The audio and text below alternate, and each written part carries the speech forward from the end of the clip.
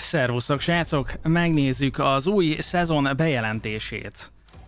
Hát az a helyzet, hogy ez az a szezon, ahol jön a sérült Skopós operátor, a mesterlövész. De részletesebben most. Össze akartam nektek foglalni amúgy, hogy mi újság, de túl sok idő elment a Wukong teszteléssel.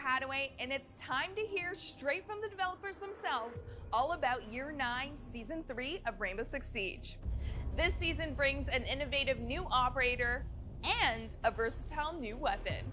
Let's kick it off with Most jelentik majd be a Siege kupát például, hogy in-game tournamentek lesznek, lesz shooting range a matchmaking alatt, a versus AI-nál támadó ellenfelek is lesznek, még komolyabb védelem a cheatek ellen, Solis nerf, Dokkaebi change, Nokk change, fancy match végi összegzés, illetve újabb gyakorlópályák. And that we are putting more resources than ever into it. And you'll start to see that with Operation Twin Shells. Operation Twin Shells is all about the new operator as well. Skopós. Durva Steam könyvtáram. Na, ő egy mesterlövész, aki megsérült, ugye? És az a két robot, aki irányíthat. We're also introducing updates to anti-cheat and anti-toxicity, which is a major priority for us for the future of the game. Srácok, van Twitch-en valami Siege drop nálam most. We also have balancing changes.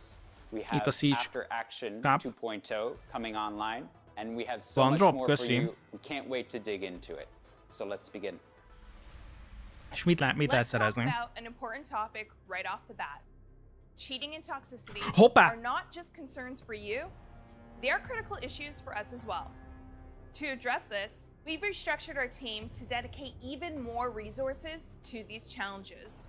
Now, to share exclusive details and updates on the current and upcoming player protection projects, here's Alexander Karpazes and product owner Lancelot Seiji.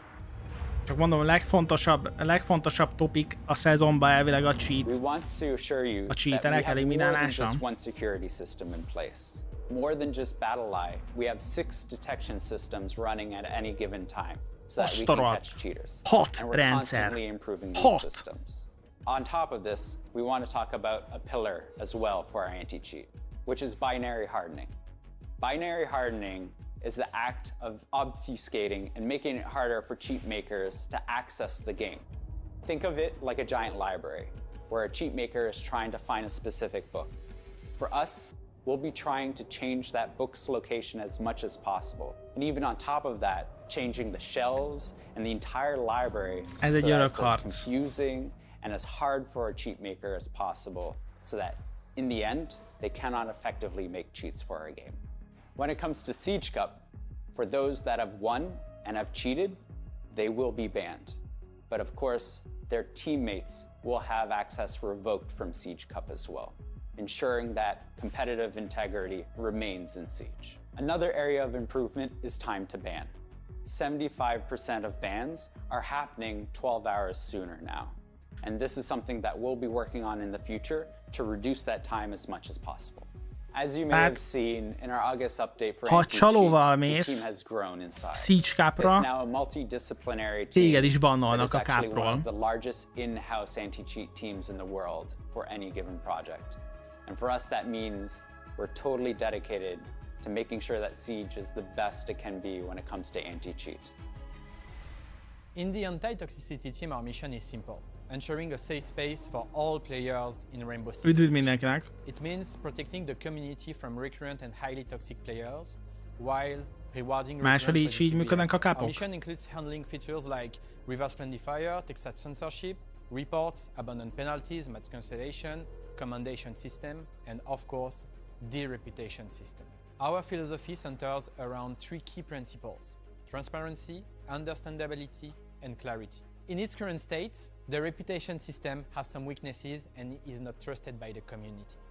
This is why we decided to overhaul it. It means reviewing its structure, the actions that are feeding it, and the in-game UI.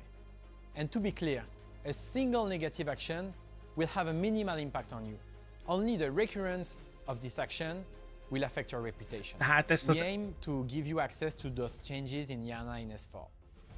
The system will remain in beta. De ezt nem használják az emberek. Until we are 100% confident it meets your and our standards of transparency, understandability, and clarity. Additionally, we are still working on some very impactful features that we cannot wait to share with you by the end of the year.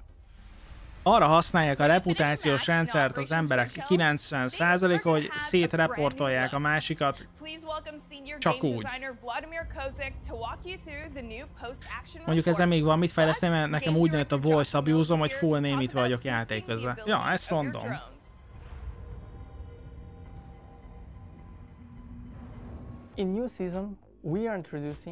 Ennek a reputációnak semmi értelmét nem látom eddig. Instead of operator cards, there will be a new screen with teammates represented as 3D operators. Siege 2.0. On the same map they just played. Here ez a meccs végi összegzés. And the opponents on the next screen, instead of sequence of separated tabs, all progression like rank, clearance, battle pass, also including challenges this time. És hol lehet megnézni, hogy a csapat hogy teljesített? Azt már nem lehet megnézni? Vagy azt eddig se lehetett megnézni? Hát azt eddig se lehetett már megnézni a végén. Drone Boost is a new feature coming to our attacker lineup. The goal here is to continue to reinforce our attackers, make sure they have the tools to get the job done. Intel is king in Siege, and keeping your drone alive is crucial to getting that intel. Some of the changes we did to Solis helped with that, but we want to go further. We want to give more power to our players, specifically the attackers. So Drone Boost means you can actually boost your drone a maximum of 3 times, 3 seconds per boost. You can cancel it mid-boost to quickly evade, quickly close distances, and each boost once expended takes 6 seconds to recharge. So the boost resource system is actually kind of similar to Maverick's Torch in the sense that you can cancel the action at any time and it doesn't fully deplete the boost. So you can cut up a boost as needed, but again, you only have 3 full ones. Három boostja van a drónnak és újra tölt, ahogy látom. Vagy nem tölt újra? Nem tölt újra. If Mozzie happens to get his hands on one of these drones and there's still charges left, so that's the key factor here. If there's still charges on that drone, now they're Mozzie's to use. So the future of drones in Siege is really focused on their economy, which means making sure they can survive longer, or at least giving our players the ability and the tools they need in order to make sure their drones can survive longer. They should be used more regularly in the middle and late game of the rounds, and we want to make sure that you have those tools in your arsenal to be able to make things happen. If you like competition, Echo drón kap vajon boostot? Vagy csak a sima drónok? A new reward system is coming as well for both Siege Cup and ranked matches. Plus a few more interesting updates that live content director Christopher Budgeon is going to tell you all about. Na, meséljetek a kupáról. In Year 9 Season 3, Operation Twin Shells, we're happy to announce the beta of Siege Cup. We made the decision to restrict Siege Cup beta to the PC platform because we can be much more reactive. If something happens with the Siege Cup, we can address it much faster than with other platforms. We really want to launch Siege Cup in its full form in Year 9 Season 4. Competitive integrity is imperative for Siege. That's why having a beta to make sure we can register the squads, formulate the brackets, distribute the rewards, we have to get it right. To register your team for the Siege Cup beta, follow the QR code or the link that you see on the screen and get ready for news about the first Siege Cup coming your way. Lehet pénzt nyerni? With Siege Cup, you have to register Fortiba lehet pénzt nyerni, meaning that you have to bring 4 of your friends, get ready to compete until the tournament is over. Once the Siege Cup starts, you're there committed to the Siege Cup to play until you get eliminated or of course win the tournament. We see the Siege Cup beta as our most competitive playlist, even more so than ranked, because the stakes are extremely high. The first Siege Cup will be near the beginning of Year 9 Season 3, and after the finish of the first tournament, we'll run another every 2 weeks for the remainder of Year 9 Season 3. In Year 9 Season 3, we're introducing a new currency called competitive coins.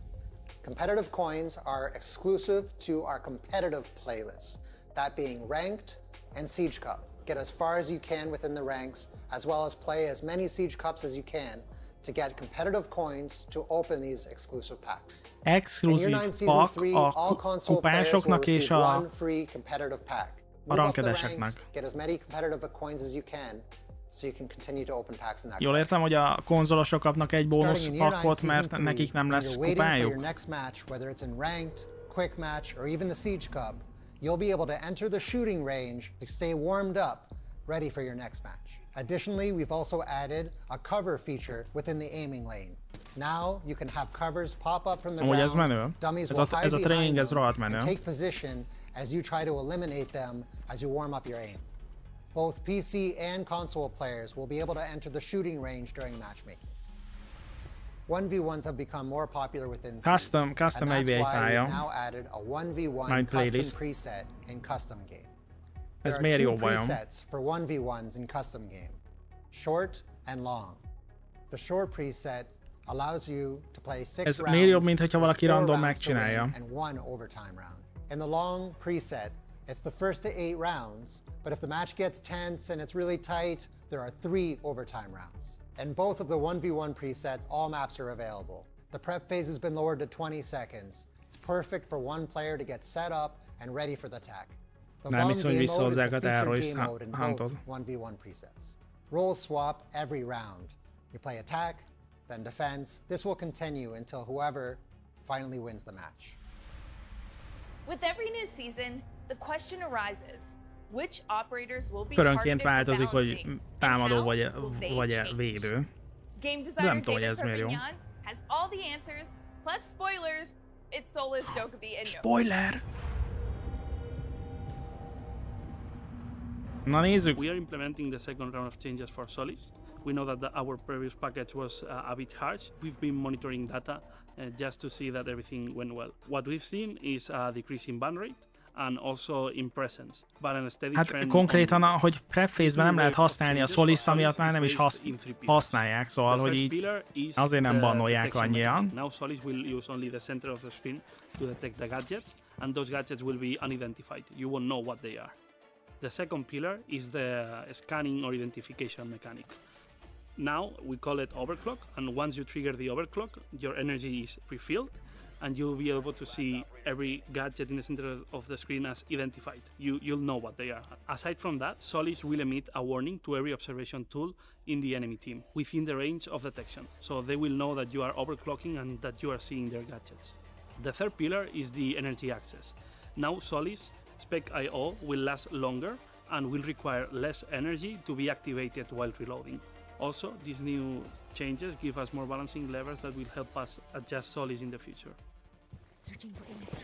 Dokkaebi right now can generate a lot of pressures in defenders. Ez most nem tudom, hogy jó el vagy rossz, megmondom őszintén. That's why we're taking a look to the resource management in her ability. Now, Dokka will start with 0 charges at the beginning of the round, and we'll get one every 45 seconds. Ja, szóval 45 szekundként a Dokka kapni fog csörgetést, tehát az elején nem fog csörgetésekkel rendelkezni, hanem úgy folyamatosan töltődik a meccs alatt. Global abilities like Dokkaebi's Logic Bomb have a great impact in the game, and sometimes with little effort from the players. We are aware of this, and we will take a look at it in ez a Solis változtatás, ez miért volt frissé? Amit, hogy nem ezért rolkodásból kérdezem. So Nokk is receiving a buff. We think that camera scrubbing and intel deception is how stealth should look in Rainbow, and that's what Nokk does. The changes we are making are affecting how Nokk's ability consumes energy. Instead of being time-based, they will be action-based. Végre! Time-based helyett action-based lesz a Nokknak a képessége. Édes Istenem! These changes aim to make Nokk more patient. We Hát, want Nokk to végre be így, better at flank watching, végre így lesz értelme a and nőknek. increasing the uncertainty on defenders. We want them to feel like there's a monster in the house. Hát, Nokk and Smoke's FMG9 is getting a buff. We are reviewing its recoil to make it more comfortable when you're shooting at longer distances. jó, hát be a szezonban visszatérnek a nőkök, az a helyzet. The objective of these changes is to Ezt elég komolynak látom amúgy. balance of those operators while keeping the frustrations away. There will be more changes in this season. For example, we are taking a look at the proximity alarm and its synergy with Sentry and also at the delayed timer for explosions on the Claymore. A big update for Versus AI is coming in Operation Twin Shells. As you'll now És jönnek ugye tehát most játszhatunk védekezőként, és jönnek a támadó botok. Visszatérnek a nők, így van.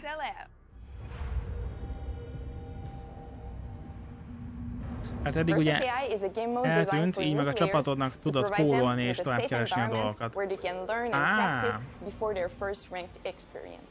In Year 8 Season 4, we introduced Versus AI for the first time.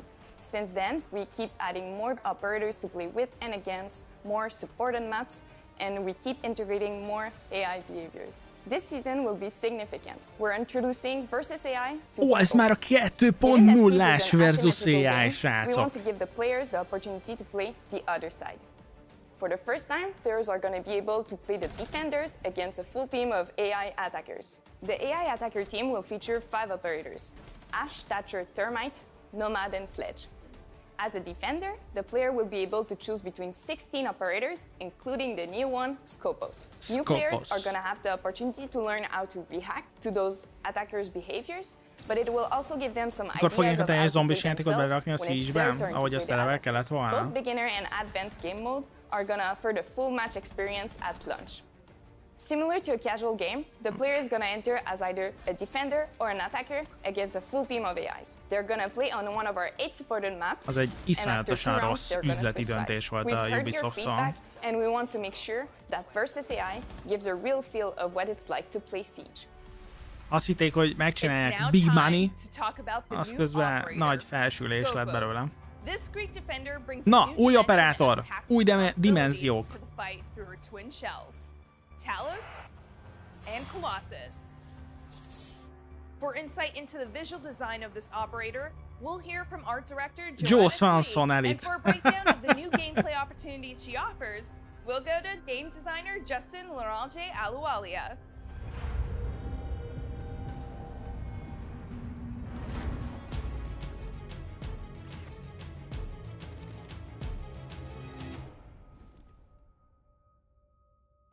Ez amúgy komoly Siege télzes bemutató. Skopós is from Ravenshield era, and her name is Coris Galanos. Her visual design is really based off of her story background and the trauma that she went through. In the anime that was released from the Year 9 Season 1, in the mission there was Daniel Bogard and Jared Morris at that time trying to stop the bomb maker. In the end, you see a giant explosion, and it was actually exactly that moment where she stopped being able to walk. Ever since then, she's a wheelchair user. She's been in a relentless chase trying to seek prosecution to stop Deimos. All that toll took an effect on her face. She looks very gaunt, she has eye bags, wrinkles, and wear and tear. Skopós is a master strategist. She adapted her wheelchair into her command center like a pilot seat. She uses the shells to be part of the action. Charles, XXX professzor, gyakorlatilag. When we're designing her wheelchair and the robots, we really had in mind to make sure that she feels very grounded. So we went with analog, old technology look. We really want to establish the fact that it's not smart AI robots. They're not invincible. They can be destroyed. When she loses Talos, Colossus, she's losing a part of her again. So for the design of the robots, we wanted to differentiate the two so you can identify them easily on the field. The difference are in the antennas, the shoulder pads, van antenna, and nincs colors antenna. and patterns are distinct to one another. We made sure to have the analog look by physically having buttons that you can push. They're wires that you can see, and they're not touch screens, they're not holograms, they are something that you can touch and feel. Back when she was a field agent, Kyurei surveyed the area from afar as a sniper. Now, she still watches from a distance, but in a different way. Thanks to her new tech, Skopós is able to maintain a wide network of control unlike any other defender. That's because what Skopós brings to the field is not one, but 2 remotely controlled robotic operators. These shells, named Talos and Colossus, make up the V10 Pantheon system. At any given moment, one of Skopós' shells will be in an active state, where it functions like an operator, while the other remains in an idle state, where it functions like a powerful piece of defensive utility. Skopós' control Hogy allows her to elrejtőzik swap the a states of shield these mögé. shells, quickly delivering offensive or defensive power where it's needed most. Skopós' active shell works much like any other operator. It can move, shoot, and use gadgets. It's also Skopós' primary lifeline. If a shell is destroyed while it's active, Curie's link is severed, and she's functionally dead for the rest of the round. Two bodies does not mean two lives. Ja, szóval hogyha miközben benne vagy a shellbe és meghalsz, hiába van egy másik, akkor is meghaltál. Shield that functions much like a deployable shield secondary gadget. While in this state, the idle shell can be used as an observation tool by Curie and her allies.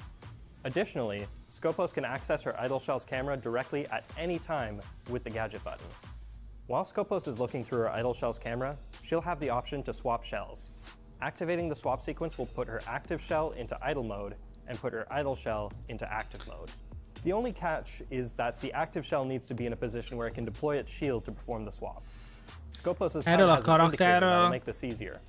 In fact, Skopós' HUD will display plenty of useful information about both shells, including whether the idle shell is under attack or being affected by an EMP. Skopós is a very tactically oriented operator that requires players to collect data and quickly act on it to maximize her potential. A strong Skopós player is one that makes frequent use of her idle shell to guide the actions of her active shell.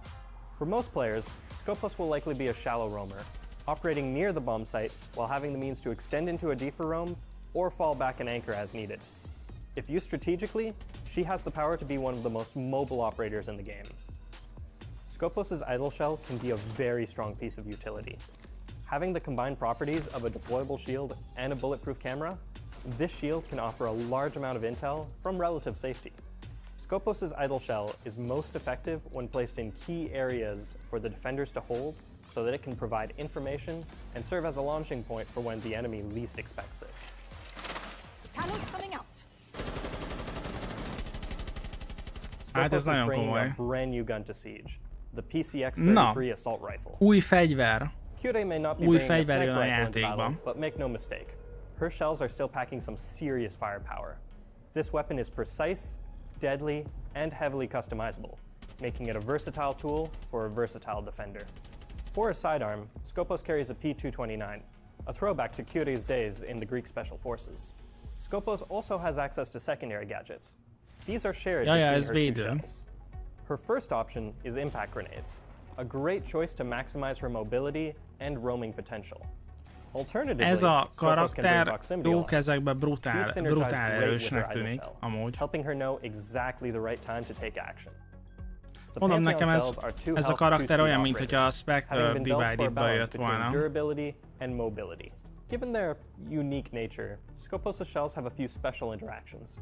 A good rule of thumb is to think of her active shell as an operator and her idle shell as a gadget.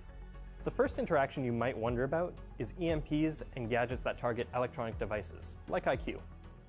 While Skopós' shells are electronic, the active shell has an active countermeasure that protects it from anti-electronic effects.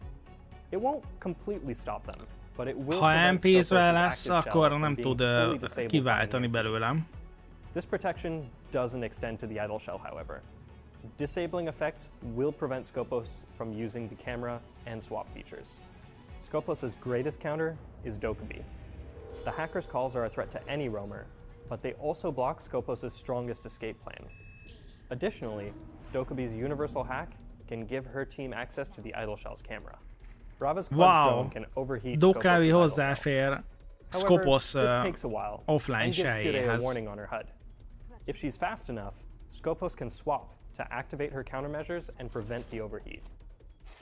In addition to being an electronic gadget, Skopós' idle shell's shield can be destroyed with explosives and similar effects, leaving the idle shell exposed for an easy kill. The glass can also be shattered, preventing allies from fully benefiting from its utility. A well-placed ash charge, frag grenade, or florist drone can make quick work of an undefended idle shell. The biggest threats to Skopós are her direct counters, so she benefits greatly from allies who protect her from them. Catchers like Jager and Y9S3 can protect her idle shell from explosives. Tehát hogyha így beverik like those from Mute, Mozzie, az üveget, vagy éppen felrobbantják előtte a shieldet. Being made of metal, Skopós' shells can't benefit from healing effects. Dock stims, Thunderbird's Kona stations, és hogyha felrobbantják a shieldet, akkor vissza tud váltani a shellre. És arról ugyanúgy a másikra tud váltani vajon? That last fact can open the floor to some aggressive combos. Another strong approach to Skopós is to double down on intel. Maestro, Valkyrie, and Echo can offer more insight into enemy positions and even provide some distractions. That can be more than enough to let Skopós get into position and go for the kill.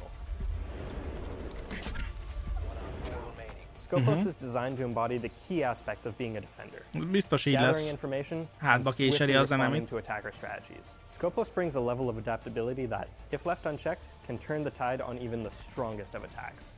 We'll be keeping a close eye on her in the test server and throughout the season to see what players can do with her.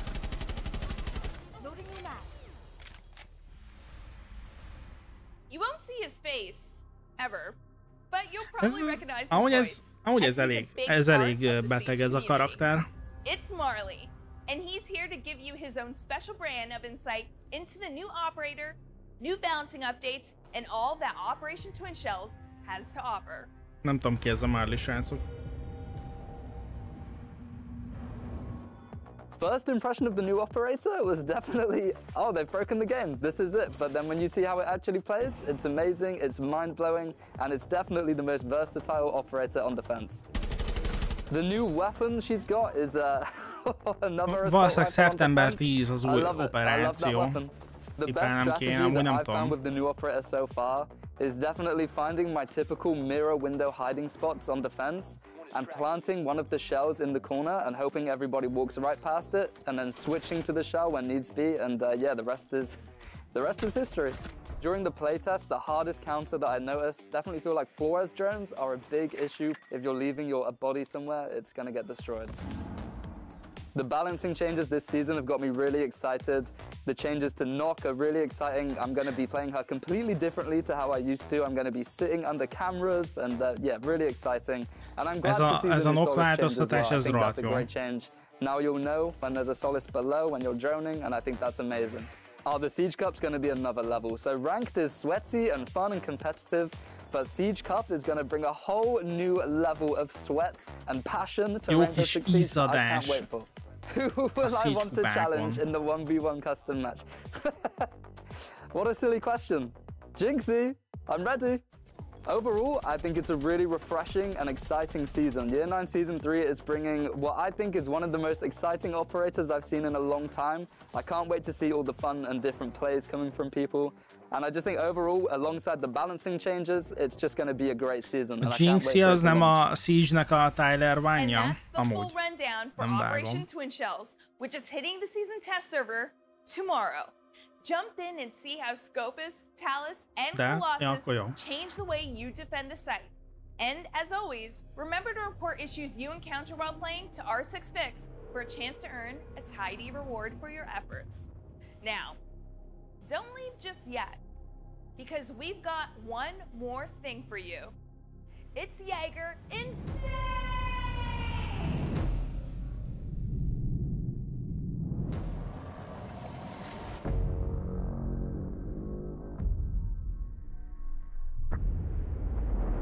De hát Jagernek már van elitje. Amúgy. Vannak még régi operátoroknak, akiknek egy elitje sincs.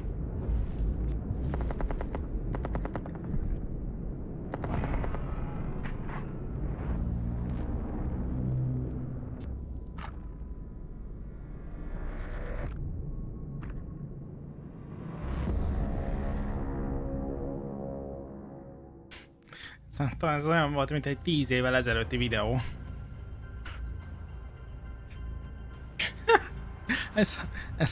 ez nagyon béna volt. Ez nagyon béna volt, ez az elit prezentáció.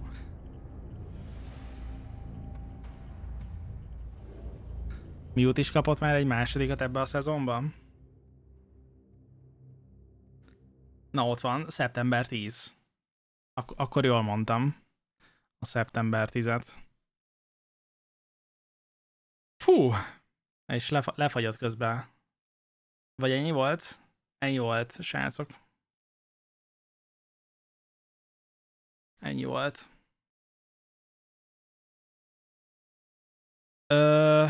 Hát mit is mondhatnék amúgy? Nem gondoltam, megmondom őszintén, nem gondoltam, hogy a nökkös változtatás az ilyen brutális lesz. Mármint, hogy tényleg nem úgy működik a képességet, hogy benyomod, azt egy idő után lejár, hanem akkor használódik, amikor éppen használod, úgymond. Tehát amikor éppen osonni akarsz, akkor használ a charge-ból. Szóval ez tök jól ki lett találva. Elsőre ez a szezon tűnik így az eddigi, mint az idei szezonok közül a legdurvábbnak. Legalábbis az előzőnél biztosan. Nagyon kíváncsi vagyok, hogy milyen lesz majd így a Siege kupáról a visszajelzés azok részéről, akik így nagyon szeretnek még mindig siege-ezni. Nagyon kíváncsi leszek, mert hogy ha valahol, akkor ott biztosan felütik majd a fejüket azok, akik csalnak. Úgyhogy nagyon, nagyon kíváncsi vagyok, hogy tényleg azzal kapcsolatban mi lesz a visszajelzés.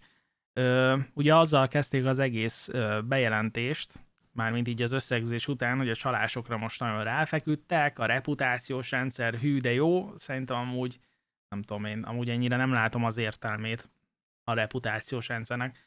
Mármint jó a reputációs rendszer, hogyha mondjuk egy játékos úgy van rá hatással, hogy azt valaki elbírálja. Tehát így, hogy nincsenek elbírálva azok a jelentések, amiket egyébként egyik játékos a másiknak ad, ennek így semmi értelme. Hát ott van például azt hiszem Overwatch-nak hívják a csébe, amikor így tudod nézni, tehát te vagy az, aki megnézed, hogy éppen egy-egy döntés az legit vagy sem, talán annak több értelme lenne itt, mint ennek a reputációs rendszernek így, tehát Ubisoft biztos tudja, hogy mit kell csinálni. A Solis nerfet megmondom őszintén, annyira nem értettem, de majd megpróbálom tisztába tenni magam ezzel kapcsolatban így a szezon kezdésre.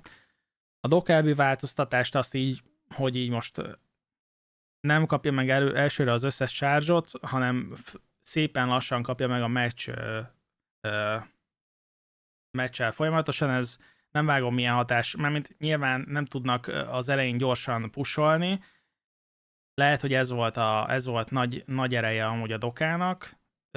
Hát most nem lesz. Szépen el lesz osztva így a meccs időtartamára a képesség. Szerintem nem jó a reputation, mert a respectnél alig lehet feljebb menni. Igen? Hát nem tudom, megmondom őszintén. Azt viszont tudom, hogy ahogy így van, az így azon kívül, hogy abuzálják a reportokkal, úgy nem sok értelme van. Tök jó egyébként, hogy bővül a shooting range, és bár most megmondom őszintén, nem emlékszem arra, hogy a matchmaking alatt lehet majd használni a shooting range-et, elvileg arról is volt szó, hogy az is most jön majd, úgyhogy az is például egy tök jó dolog, mert amíg vársz arra, hogy beívjon mondjuk a ranked, vagy valami, akkor is tudsz lövöldözgetni, gyakorolni egy kicsit. Ez ugye már a Valorantban volt, meg biztos előtte más FPS játékokban is, de ide is már amúgy ez nagyon kellett. Nem a shooting kell, hanem a terrorisztánt. Ja, de azt nem akarják. Inkább csiszolgatják a versus AI-t, meg bővítik a shooting range-et. Amúgy ez az új shooting range, nem tudom, hogy így kinézetben jónak tűnt, de hogy például lesznek-e mozgó enemik, azt nem tudom. Vagy csak így feltűnnek. A mozgó enemik azok amúgy tök jók, mert amikor volt az aimlabes kollapja a Siege-nek, akkor látszódott, hogy az aimlab vagy valami hasonló az kellene ebbe a játékba, és annak apropóján szerintem kezdték el úgymond megcsinálni a játékon belüli aimlabet. Hát nyilván nem ugye terrorist hunt rovására. A custom 1v1-et se értem, hogy ez most így jó-e, tehát hogy erre mennyi igény van a custom 1v1-re, de hogyha erre ekkora igény van, akkor jó, hogy ezt így bejelentették, mert akkor a játékosok ennek biztos örülnek.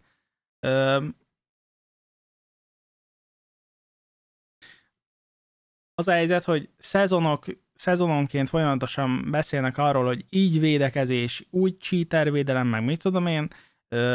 Megmondom őszintén, nem tudom, lehet, hogy legközelebb csak úgy lenne értelme erről beszélni, hogy amúgy vannak számok, és látványos a dolog, mert az előző szezon, ha jól tudom, a legrosszabb volt így a cheaterek terén, és hát nem tudom, kb. Előadtak megint ilyen fancy dolgokat, hogy offuscálják a kódot, és hogy most a cheatereknek sokkal nehezebb lesz, meg mit tudom én, hát nem tudom. Tehát nyilván ez egy örök harc a cheaterekkel, tehát amíg multi játékot fejlesztesz, addig mindig lesz valaki, aki meg cheateket fejleszt hozzá, és ti meg harcolsz, hogy a cheatereknek nehezebb legyen, hát nem tudom. Mondom, tehát még egyszer, valószínűleg akkor lenne értelme a Ubisoftnak egy ilyen season reveal alatt ilyenekről beszélni, hogyha amúgy tényleg tudnak valamit prezentálni, mert ez csak olyan, hogy így mondanak szép szavakat, de amúgy nem történik semmi. Még az eventbe is csaltak, ahol még csak nyerni se kell az ingyen pakkokhoz, csak játszani kell. Kemény. Nagyon rossz az anti-cheat. Hát ja, én is ezt hallottam.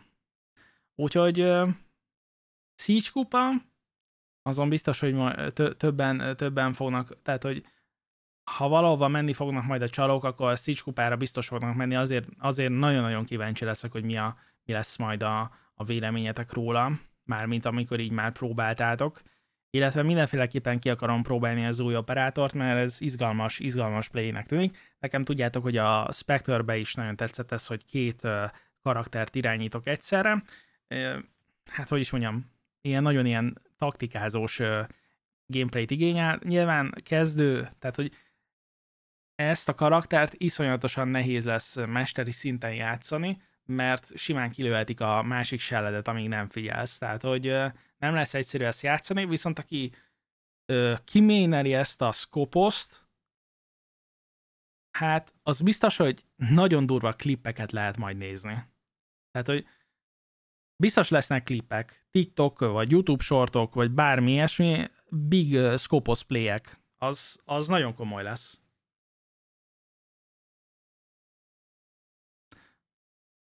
Ja, amúgy olyasmi, mint hogyha 6v5 lenne. Ja. Hát csak ugye nyilván benne van, hogyha béna a Skopós, simán kilövik a sejjét, simán úgy kilövik ugye, hogy vagy az inaktívat, vagy éppen az aktívat, hogyha béna, és akkor, hogyha kilövik az aktívat, akkor az inaktíva már nem tud játszani, ha kilövik az inaktívat, akkor nem tud már ugye visszamenekülni. Szóval ja, hát ez... De az biztos, hogy ezzel nagy playeket lehet tolni, ahogy mondom a Spectre Divided-ba is, ott is, annál is. Az egy olyan játék gyakorlatilag, aminél majd így lehet táltani a szájakat, hogy micsoda playek vannak. Ja, úgyhogy ez egy ütős season reveal lett, az biztos.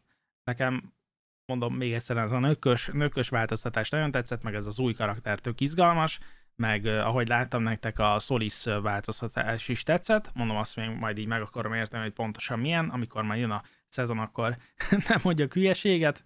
És hát kíváncsi vagyok, hogy mi lesz a Siege kupáról a vélemény. Egy Siege kupán részt venni is lehet, hogy jó lenne. Meg hogy milyen hosszú lehet egy Siege kupa. Hány meccset lehet? 3-4 meccs lesz egy tournament alatt? Ezt lehet, majd ki kell próbálni. Úgyhogy srácok, köszi szépen a figyelmet. Remélem, hogy élveztétek ezt a közös kis szezon reveal-es betekintést. Amikor jön a szezon, mindenféleképpen nyomjuk.